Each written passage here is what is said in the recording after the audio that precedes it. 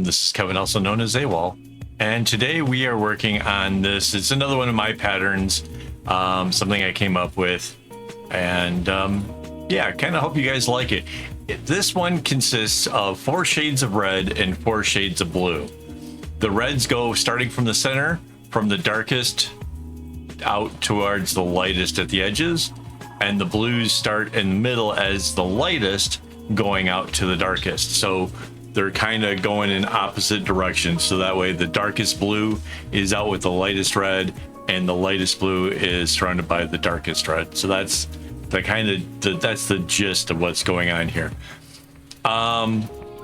This bracelet was the most difficult so far in the series. So I've been we started out with a real simple beginner friendly one, and we have progressively gotten harder and harder, and this is the hardest one yet. In fact, I make a number of mistakes while making this, mostly because it's like if the red comes out, goes 2, and then the next red changes its color, it makes 2, and the next red changes the color, right? So that's kind of simple. We've done this before. That shouldn't be a big deal.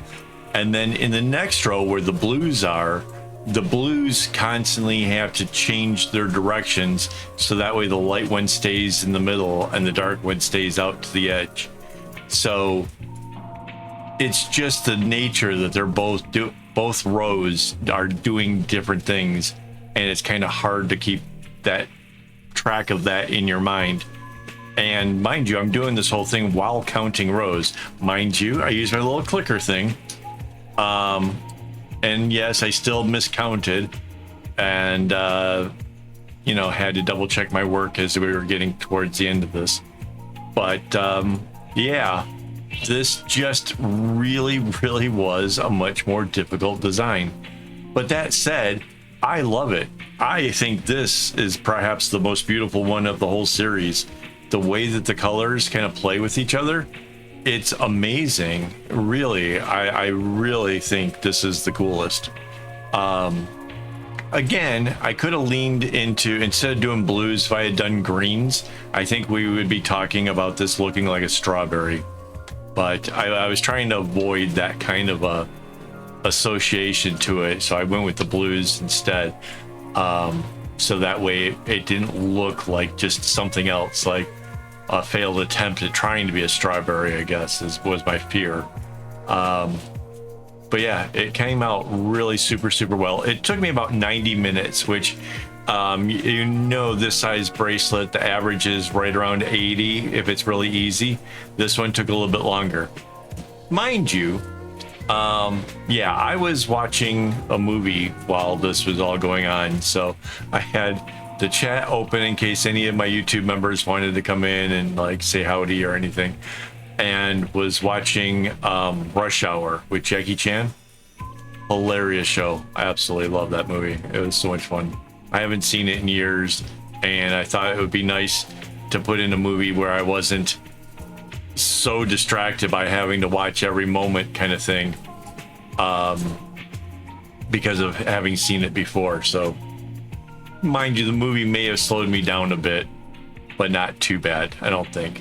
And it also may have been partly the distraction of why I made as many mistakes I did. I probably, if I'm guessing right, 3, maybe 4 times I made a mistake. I caught them really early on, realized real quick, like, nope, that ain't right. But still, I don't like making mistakes. It just takes more time to undo the knots and stuff. So yeah. Again, not beginner's work here. This takes some effort. That said, if you're a pretty experienced bracelet maker, I definitely say try this one. Definitely play with the colors, mix it up a bit, have some fun with it, because it's really pretty. I think the way I did it gave it the best contrast. Like if the lightest blue was out there with the lightest red, I don't think you would see much going on there at all, because the two colors are kind of really close to each other, being as they are both almost white. Right? They're so light that they're just a hint of red or a hint of blue in it. And so if we put those two together, no contrast. So the way I have it flipped makes sure that there's as much contrast as possible, except for kind of in the middle. But those colors still are, you know, it's still a good color of blue and it's still a good color of red. So you can tell that there's, you know, definitely a thing there. So yeah, that's kind of why I did it the way I did, and I really stand by what I did. I really think that came out pretty cool.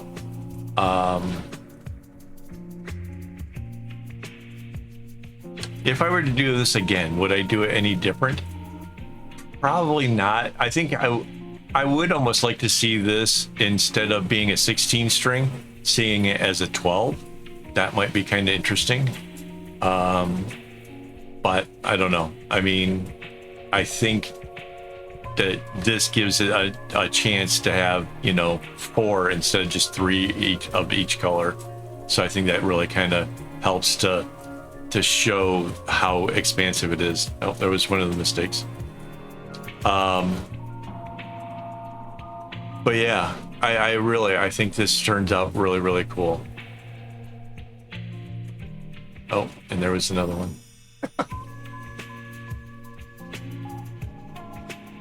Yeah, just distracted and complicated pattern. Wait, I don't know where the center of this video is, so let me just get this out of the way.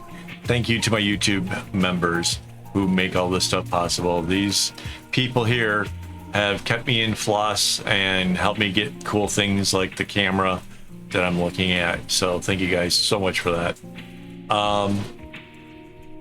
Yeah, I want to keep doing this for a while. I think that showing how to make patterns and then like what to expect from them is something that, you know, the community needs. Like, as long as there's still people who are asking, hey, can you show me a pattern for, you know, whatever it is that they found on Instagram or wherever, it shows that my work is not done. Because if you follow what I teach, you'll be able to make your own patterns. You'll be able to look at a bracelet and be like, oh, I get it, and go off and have a pattern for yourself, and possibly add to it in ways that makes it even more interesting. Like, this is really cool at this level, but if you were to add in, let's see, this is 8, so if you made it 10 strings, 20 coming down, you could have 5 colors instead of just 4, right? So yeah, there's room to grow this thing out even wider, and you can get more colors into it, and the same exact pattern could happen, right? Because it's not that complicated. You can see what it's doing, right? Not so bad. So yeah, because I've like laid out and made the patterns for you to see, I think now it's up to you guys to try and make it bigger, or take an element that you like of it. Maybe you add a pretty border on the outside, you know, like 2 rows of a solid color or something, or 3 or 4 rows of a solid color, just to give it a little bit more something, right? Whatever it is, whatever you want to make out of it should be at your fingertips. All you got to do, use the templates, fill them in accordingly, and then go to the trouble of, you know, cutting up your string and making it. That's what I want for all of you guys. I really want everybody to be able to take elements of bracelets they like and mash them together with other elements that they like, until you come up with something completely unique and your own. And then yeah, hopefully that inspires more people. You know, somebody sees your work and wants to expand upon that, and eventually all possible patterns are created because we're all just messing with the designs. I think that's a beautiful thought right there. Oh, Mandy was mentioning that this bracelet sort of, with the colors, kind of reminded her of the one where it's a bit like this, except for the row with the dots is actually just more of the chevrons. So that way there's like two different sets of these colors both coming out in a chevron, which, yeah, that was a really cool looking bracelet. Like I remembered which one she was talking about. But yeah, and yeah, there is a certain similarity about it, mostly because the colors are running kind of opposite. And yeah, there is a similar vibe to it, but this is different. This is something really fun. And yeah, I didn't really kind of like going into this, I didn't really kind of picture like how many different patterns off of the one design that I would do. But that said, like while I was doing this, I'm like, wait a second, I know of yet another way that we could do this. So I'm already prepared for the next video and gonna make a pattern for you guys. I know, right? It's like an endless amount of designing over here and coming up with stuff and just taking a pattern and kind of running with it. But that's what good creativity does, is you start out with something simple and then you just add to it, just different embellishments, turn it into something magnificent. And I honestly do think though that this one is the upper level. This is like the best it can be. The next one that I want to do is actually much more beginner friendly. And yeah, if I was like trying to put these all in the order from easiest to most difficult, this one, this would probably be towards the end, and the one that I've come up with would be closer to the beginning. But I'm keeping them in the order of like how they kind of came to me, and it's just a little bit easier. I already have bracelets scheduled. You know, the videos are already scheduled, so I don't want to really mess with that. But yeah, so the next one will be easier. In case you're looking at this and be like, nope, not me, no thank you, too hard. The next one will be easier for you. So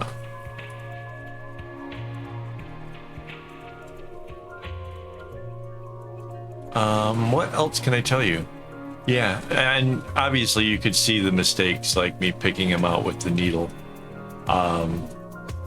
Case you're new around here, I have a needle that is for not embroidery, the other stuff, not cross stitch, needle point. All right, it's one of the thickest needles they have, so there's not a sharp edge on it, and it works really good for when you're trying to take out a knot without like messing up the string and getting it all frayed out or whatever.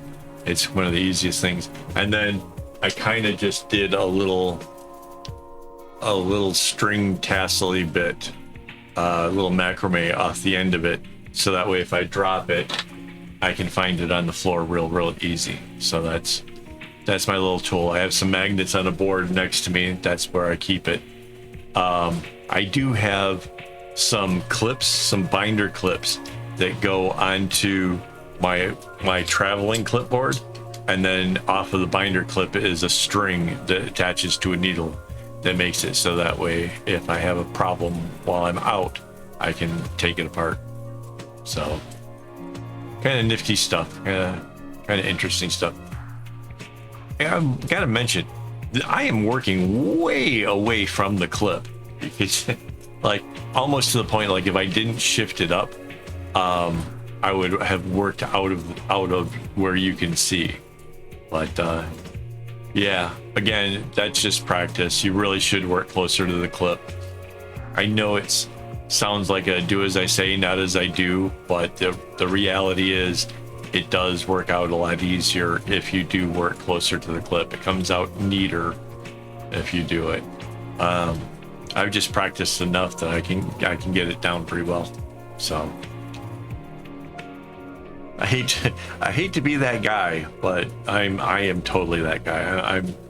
I do it so that way you guys can see what's going on and see how the knots are going.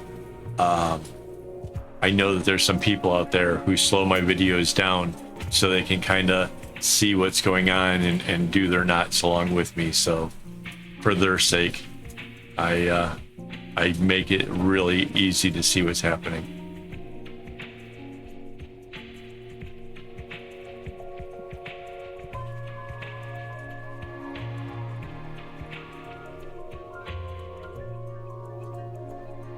Yep. It seems like I should be close to done here. I don't remember how long this video is. Hang on. Or how fast I sped it up. But yeah,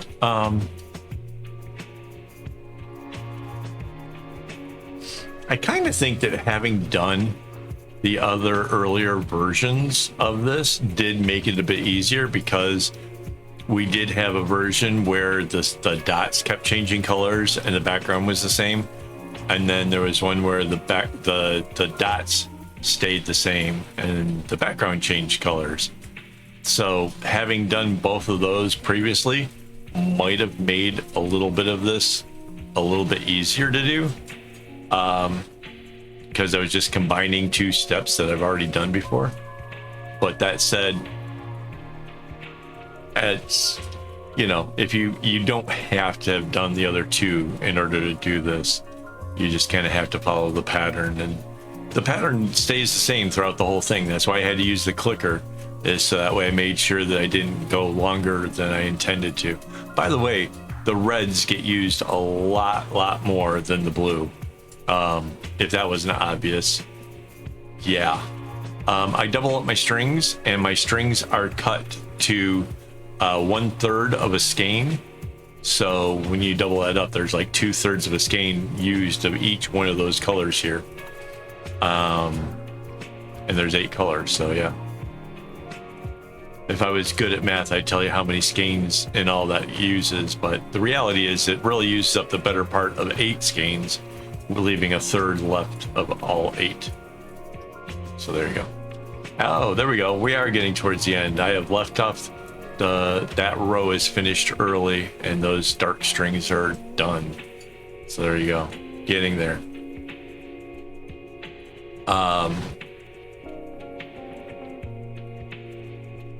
Yeah, again, I love this pattern. I really personally think this is the best of the bunch so far. So if you have any questions about it, or you have ideas, or maybe you've got, you know, photos of bracelets you want me to make patterns of, I can do that too. Kind of always looking for a little inspiration, what people want me to work on next. So if you got something, let me know.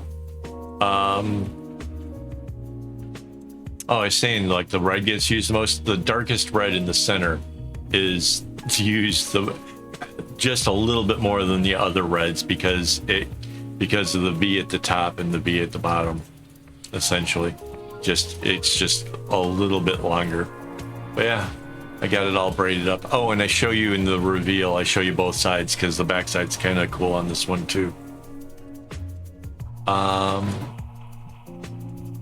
Yeah, I think that's about it, guys. Thanks for hanging out with me. And again, as always, don't get your strings in a bunch.